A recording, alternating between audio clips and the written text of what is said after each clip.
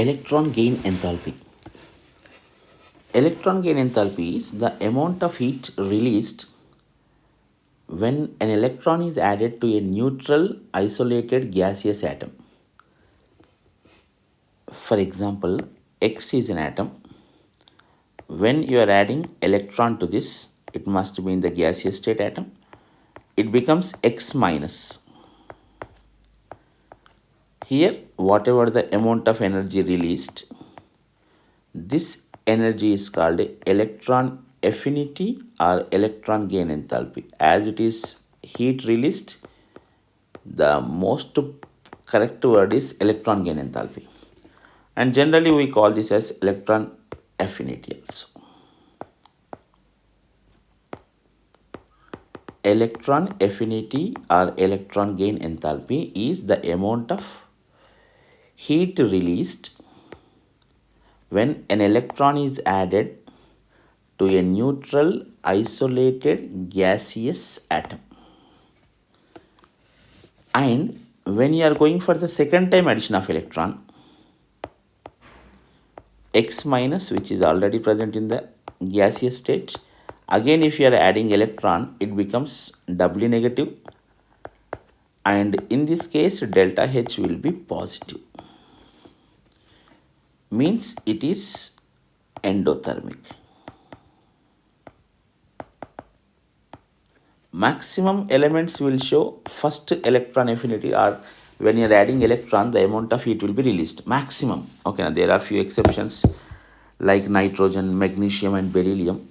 I'll give you the exceptions also. But majority cases, all the elements you can say, they show the first electron gain enthalpy as negative, that is exothermic. But addition of second electron is again endothermic. The reason for this is very interesting. Actually, what happens is when electron is added, that means in uni-negative ions, electronic repulsions are more. Electronic repulsions will be more between the newly coming electron and already present electrons. To overcome these repulsions, we need to provide energy extra. There will be electronic repulsions between the already present electrons and the newly coming electron. Between them there will be repulsions, and to overcome the repulsions we need to provide the heat, or we need to provide the energy. That's why the energy released is less than the energy provided. So overall it becomes endothermic. Means very simple. If in the first case energy released, second case also energy should be released. Of course releases, but more than the energy releases, we need to provide energy to overcome the repulsions. So net it becomes endothermic. So only first electron affinity, when you are adding, energy will be released. Remaining all cases, energy is not released. We need to provide the energy to the system. Now coming to the next point, the factors affecting electron gain enthalpy. First one, atomic radii. Radii is inversely proportional to electron affinity. When the radii is small, the electron affinity will be more. When the radii is more, electron affinity will be less, because electron affinity is the amount of heat released. When the small atom is there, the nucleus power will be more and electron affinity will be more. That means electron addition will be easy. So radii is inversely proportional to electron affinity. Second point is effective nuclear charge, or you say nuclear charge. The nuclear charge is directly proportional to electron affinity. More the nuclear charge, easier will be the electron addition. So more amount of heat will be released. So nuclear charge is directly proportional. Third point is half-filled and full-filled stabilities. Half-filled and full-filled electronic configurations, if you see, these are stable. When they are stable, they don't accept any electron. So electron affinity is inversely proportional. This point we will say directly proportional in ionization potential. Ionization potential increases with half-filled and full-filled, but electron affinity will be minimum in these cases. When they are already stable, they don't accept electron easily. And screening effect.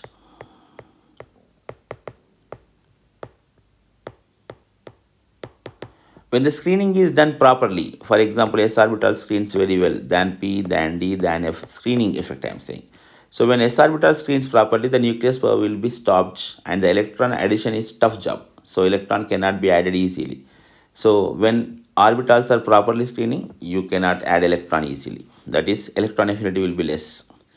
One more point if you want, you can go with this. That is penetration. Penetration means coming close to the nucleus of the given orbitals s, p, d, f.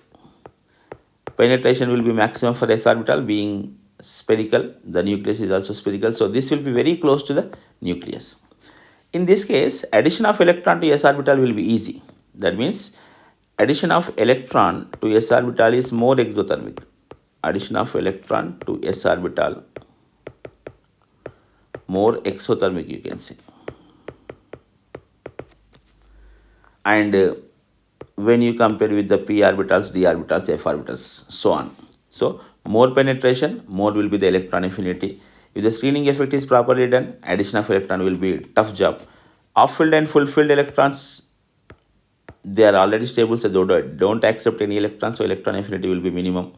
The radii inversely proportional, effective nuclear charge directly proportional. So coming to the next point,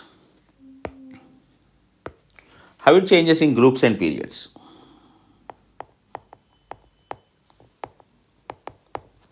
Down the group, atomic radii increases,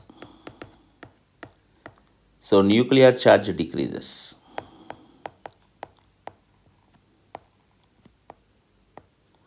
When nuclear charge decreases, atomic radii increases, you cannot add easily. So electron affinity decreases down the group. But you can notice here one very interesting exception. Fluorine and chlorine, if you see, fluorine electron affinity is minus 333, whereas chlorine is minus 349 kilojoules per mole. No need to remember the value, just for an idea I am saying. Oxygen, sulfur, if you see, sulfur and oxygen should be more actually, but sulfur is greater. Nitrogen and phosphorus, if you see, nitrogen should be more as it is top, but phosphorus is more. Fluorine, chlorine, sulfur, oxygen, nitrogen, phosphorus, if you see, nitrogen we expect, oxygen we expect, and fluorine we expect. But interestingly, chlorine is greater, sulfur is greater, and phosphorus is greater. The reason is also very special. Chlorine and sulfur and phosphorus are little bigger in size. When they are bigger in size, electronic repulsions are minimum. Electronic repulsions minimum means we can add electron easily. Electron added easily. And when it comes to the fluorine or oxygen or nitrogen, they are in small size. Already electronic repulsions will be more electronic repulsions. So tough to add.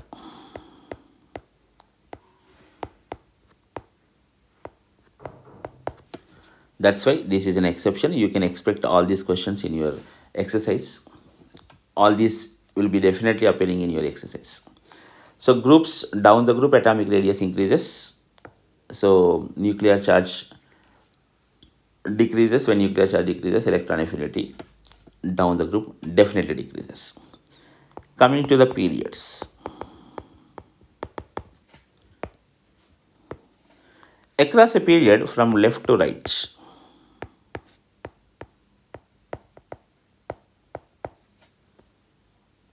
what actually happens in left to right case? Radii decreases. When radii decreases, the nuclear charge increases.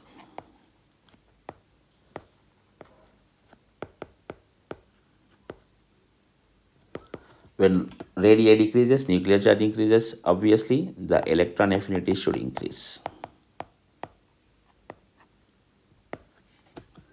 Electron affinity, when it increases, it will be like this: lithium, beryllium, boron, carbon, nitrogen, oxygen, fluorine, and neon. The conditions are beryllium is having 1s2 2s2 electronic configuration, nitrogen is having 2s2 2p3 configuration, neon is having 2s2 2p6 configuration. So for noble gases, we attribute a value of 0. Actually, it is positive, but we consider 0. And beryllium is having already fulfilled stability. Nitrogen is having half filled stability. For these, you don't expect any electron gain enthalpy values. Except these, you can say lithium, boron, carbon, oxygen, fluorine. This will be the order. Why these are special? Nitrogen is having half filled stability. Beryllium and neon will be having fulfilled stability. When they have half filled or fulfilled stabilities, they are not ready to accept. For beryllium, this is data, there is no need to remember. Plus 66 kilojoules per mole electron affinity. Magnesium, if you see, plus 67 kilojoules per mole. Nitrogen, if you see, plus 31 kilojoules per mole. And all noble gases will also have positive values only, but we take generally 0. And for them all, this is data, there is no need to remember. So I just wanted to mention you, beryllium is stable, nitrogen is stable, neon is stable. When they are already stable, they don't accept electrons. Except this remaining period, you can take definitely increases. This is like one true exception. And similarly, the exception cases, if you want to check, what you need to remember most is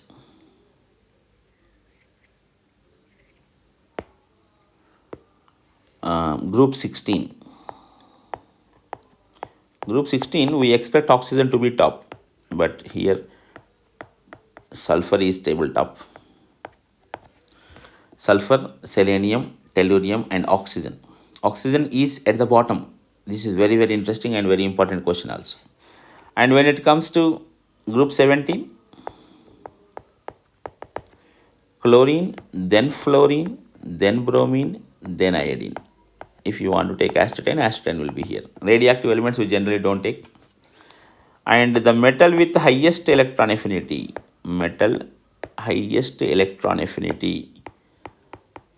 interestingly, it is gold.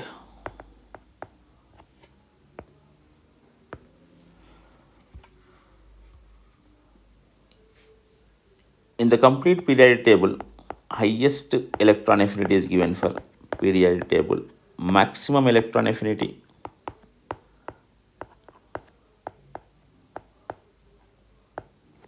it is chlorine, not fluorine, it is chlorine, just remember. And there is no need to discuss for the metals, because metals don't accept electrons, so there is no need. But remember one line, generally students get confusion about this line, that is metal plus electron gives rise to M minus if it is in the gaseous state.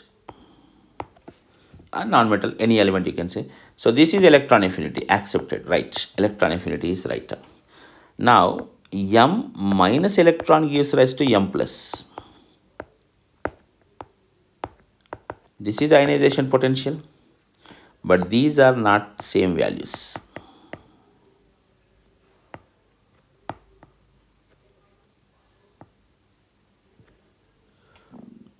Why? What is the problem? They are not the same process only. M plus electron gives rise to M minus. M minus electron gives rise to M plus. This is electron affinity. This is ionization potential of M. So electron affinity of M is not equal to ionization potential of M beta. But if you want to make them equal, I will give you the relation, you see. Now what I am going to do is M plus electron gives rise to M minus. Let us say delta H is equals to minus X kilojoules per mole or kilocalories per mole, anything is fine. Now what I am doing is M minus electron gives rise to M. Now this is the reverse of Evo reaction. Now delta H is equal to plus X kilojoules per mole. So what you can say, electron affinity of M is equal to ionization potential of M minus, not M. This is right statement. This is the right statement. Or what you can say is, one more line you can write here. That is, M minus electron gives rise to M plus. Delta H is equals to positive. Why it is positive? This is endothermic change, ionization potential it is. This is in the gaseous state, this is in the gaseous state. Now you make this reaction reverse. M plus plus electron gives rise to M. Now delta H is equals to negative. This is exothermic change. This is electron affinity. Now look at these two reactions, they are exactly opposite. So ionization potential of M is equal to electron affinity of M plus. Like this you can check. Ionization potential of M is equals to electron affinity of M plus. So electron affinity is the amount of heat released when electron is added to a neutral isolated gaseous atom. Electron affinity down the group decreases, cross the period increases. Some exceptions, what happens in the remaining cases? All these points I have mentioned, that's enough for electron affinity. Thank you.